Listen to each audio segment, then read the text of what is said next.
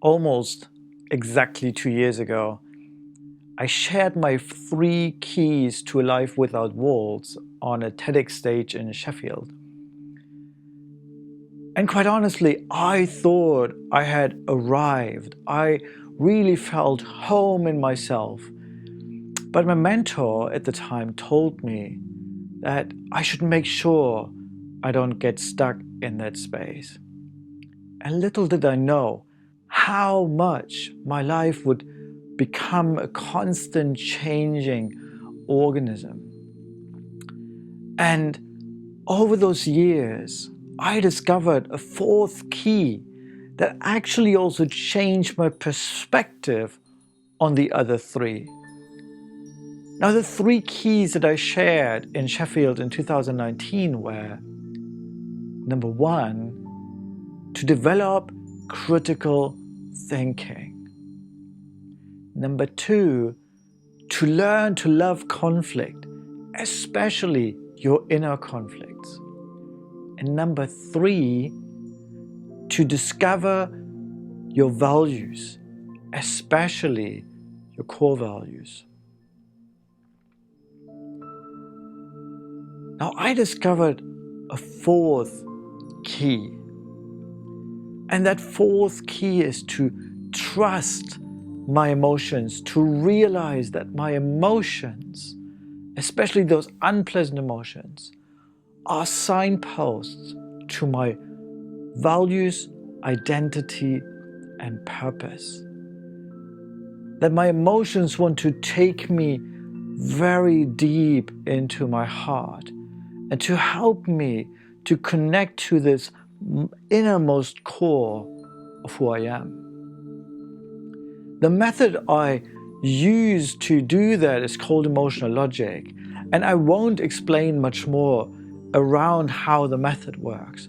What I want to use this video for is to share with you how this new key of dealing with emotions in a very constructive way has changed the way I use the other 3 keys. So let's go for key number 1, develop critical thinking. Now, if you've watched my TEDx, you know that I was systematically indoctrinated as a child. You know that I grew up in East Germany and that my mind was for 15 years educated in communism. And it took me about 10 years to even discover how much the indoctrination had walled in and imprisoned my mind. Back then, when I discovered the importance of critical thinking, I began to do something quite rebellious. I used the energy of critical thinking in a way that I stopped reading books. I stopped trusting any type of teaching just out of the box. I stopped trusting in leadership and their authority. I really had a rebellious way of breaking down those walls. And back then, that was a very important lesson. It was so important to me to really question everything. And again, as I shared in my TEDx, in the process, I of course began to explore things like all kinds of conspiracy theories. But something has changed about my critical thinking the moment I could apply emotions into my search. As mentioned, my emotions take me to an inner place. They help me to discover who I am. What are my values? What is my identity? What is my purpose that is really based on values and identity?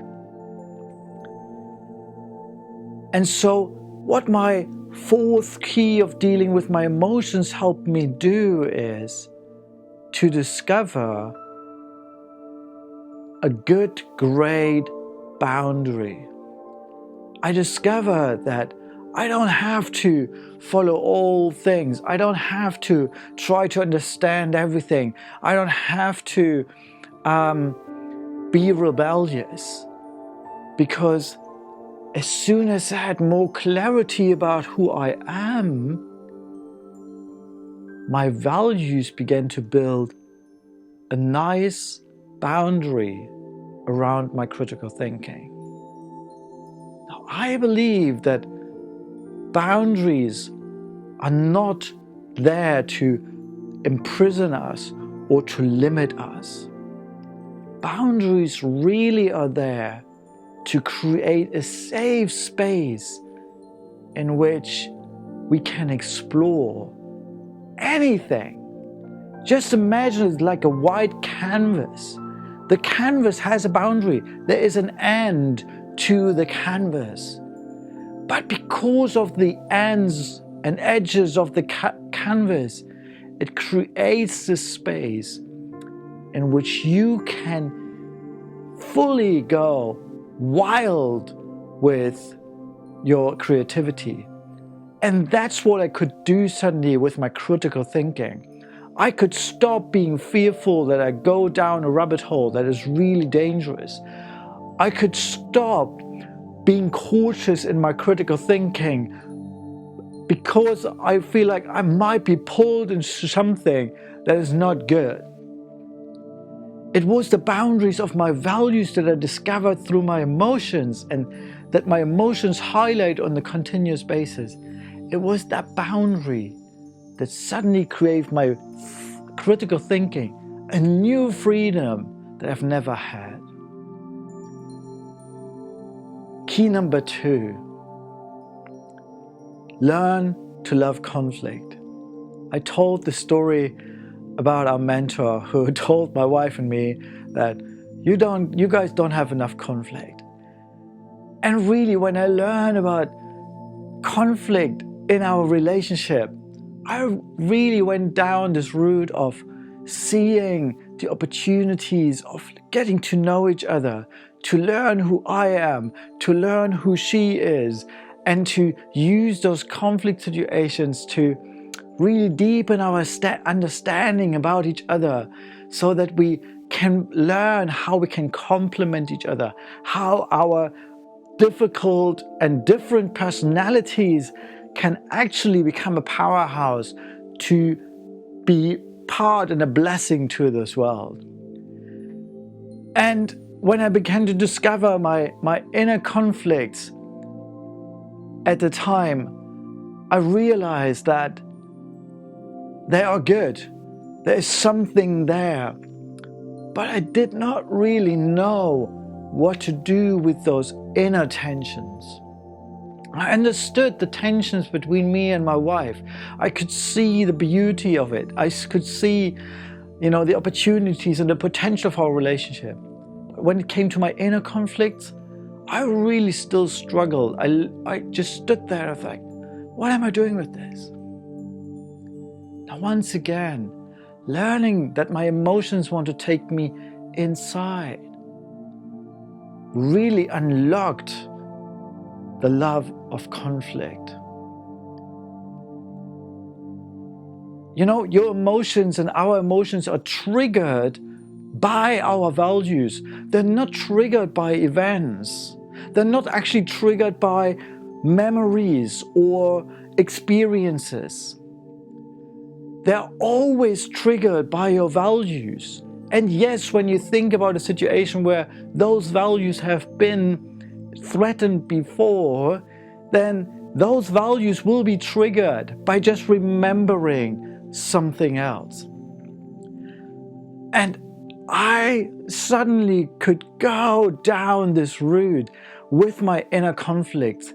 I could engage with my inner value system and realize that, yes, my emotions, these inner tensions, they are like alarm signals. They are trying to show me always when I go off track from my own identity, from my own values. They now show me how I can stay aligned with myself. I began to learn that conflict it's not a point of learning my position. You know, when I shared with my wife the idea of me and her, it was really trying to see where are the boundaries between the two of us? Where are we connecting? It was about positioning. It was about understanding each other's behavior. But now that I engaged with my inner conflicts, these external viewpoints became irrelevant.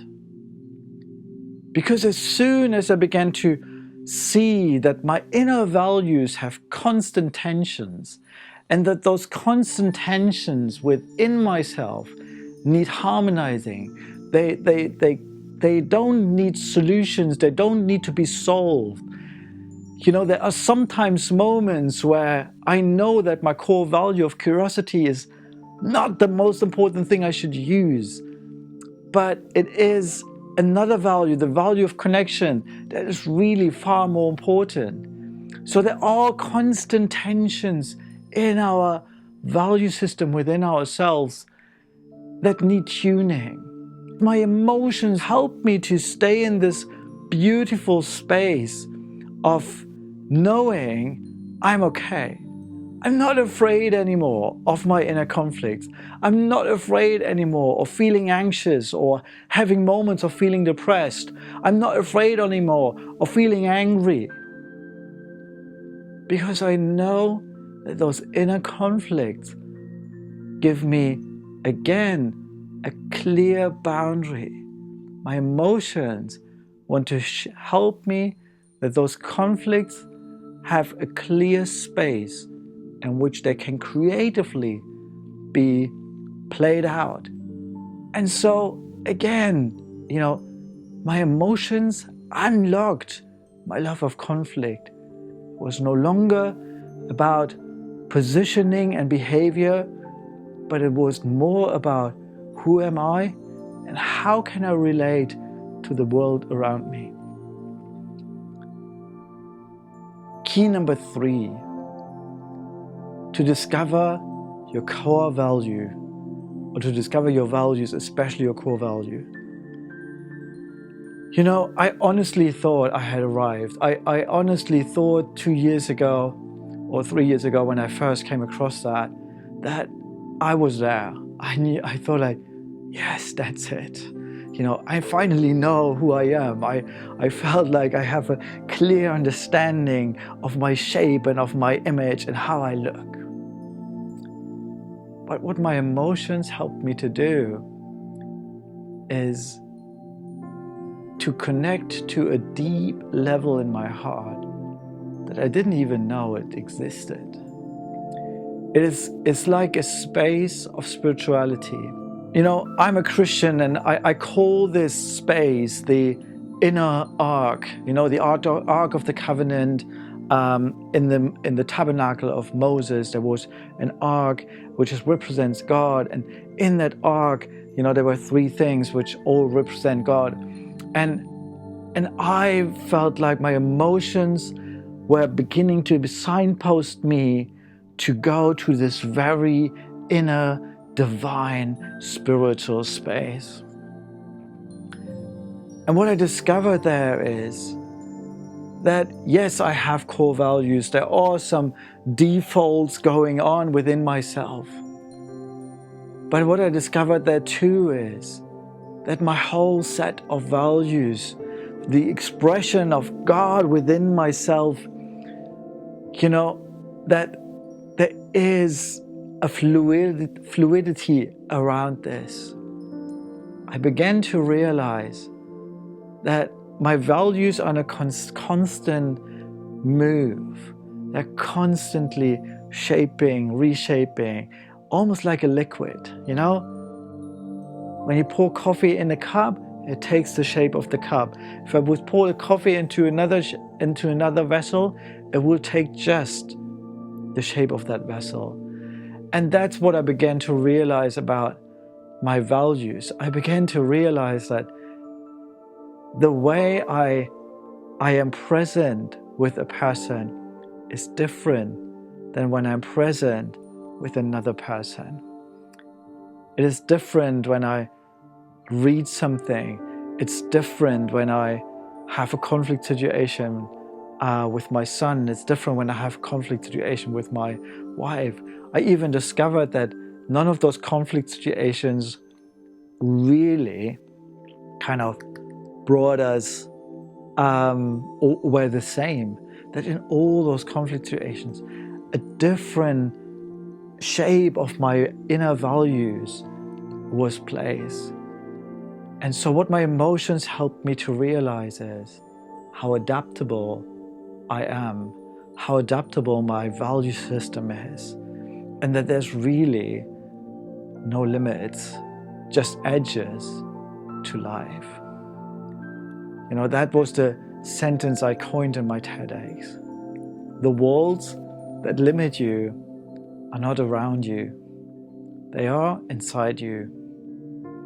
And the future has no limits, just edges. Now I say, life has no limits, just edges. Now I want you to trust your emotions. I want you to learn that those emotions are triggered by your deepest values. And I encourage you to discover your own life of no limits, just edges.